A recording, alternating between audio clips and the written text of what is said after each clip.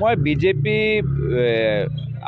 যোগদান কৰা মই নাভাবোঁ। যি পৰিৱেশ ঘটিছে সেয়া হৈছে পুৰণা বিজেপিক চাফাই কৰা অভিযান। নতুন কংগ্ৰেছক সোমাই পুৰণা প্ৰকৃত বিজেপিক ছটিয়া এটা অভিযান চলি আছে। যিসকলৰ নাম মিডিয়াত ওলাইছে এই দুয়োগৰাকী তেওঁলোকৰ ব্যক্তিগত চিন্তাধাৰা, ব্যক্তিগত নিৰ্ণয়, তাৰ ওপৰত মোক ক'বলৈ একো নাই। কিন্তু আমি যি বুজি পাইছোঁ, যি ধৰণৰ যোগদান হৈ আছে, এইটো যোগদান নহয়, এইটো পুৰণা বিজেপি ছটিয়া চাফাই কৰা এটা অভিযান চলি আছে।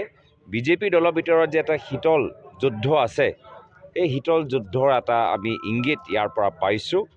কংগ্ৰেছ দল খমটাই অঞ্চলতে কওক বা আমগুৰি অঞ্চলতে কওক, যোৱা 2টা বছৰৰ ভিতৰত যি ধৰণে কাৰ্যসূচী হাতত লৈছে, কংগ্ৰেছ দল আগতকৈ আৰু শক্তিশালীহে হৈছে।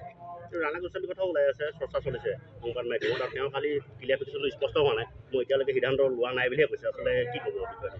চাওক, বাৰম্বাৰ ভাৰত জোড়ো ন্যায় যাত্ৰা ইমান সফলদৰে পাৰ হৈ গ'ল, মুখ্যমন্ত্ৰী গোটেইবোৰ চেষ্টা বিফল হ'ল। তেওঁ দুটা ৰাহুল গান্ধী ডাঙৰীয়া কৈ এতিয়া তেওঁ এটা ট্ৰল হৈছে, মিম হৈছে।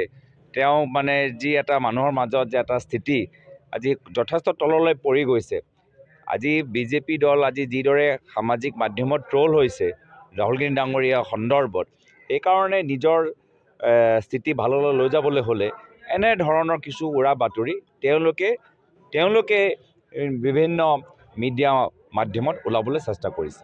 দেখা গৈছে আপোনাৰ লোকসভা নিৰ্বাচনত বিশেষকৈ আপোনাৰ নগাঁও সমষ্টিৰ কথাটো ওলাই আছে বেছিকৈ, কালি মিডিয়াটো ওলাইছে। আপোনাৰ প্ৰথম পচন্দৰ সমষ্টি কি হ'ব?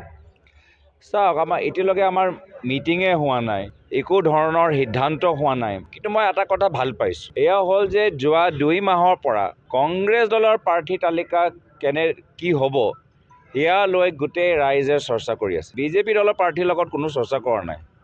বিজেপি দলৰ যোৰহাটৰ প্ৰাৰ্থী কোন হ'ব, কাৰো ইণ্টাৰেষ্ট নাই। বিজেপি দলৰ গুৱাহাটী প্ৰাৰ্থী কোনো হ'ব, কোনো চৰ্চা নাই। বিজেপি দলৰ মংগলদৈ প্ৰাৰ্থী কোন হ'ব, তেজপুৰ প্ৰাৰ্থী কোন হ'ব, কোনো চৰ্চা নাই।